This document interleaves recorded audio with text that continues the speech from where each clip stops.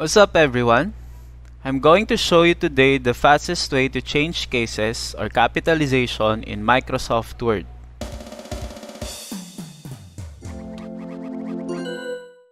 So when do you need to change cases? For example, you are collaborating with your classmates and one of them gave you this in an instant messaging application. If you will notice, your lazy classmate did not use the proper capitalizations or cases. How are you going to solve this problem? By changing cases. You can use the Change Case command found in the Font group of the Home tab.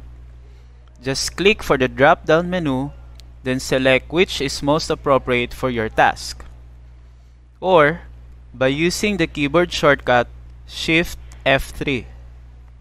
But do not forget to select the text that you want to format before you try to change case. That's it. Easy, right? If you have any question on how to do things in Microsoft Office, that's Word, Excel, and PowerPoint, comment them down below and I will try to answer.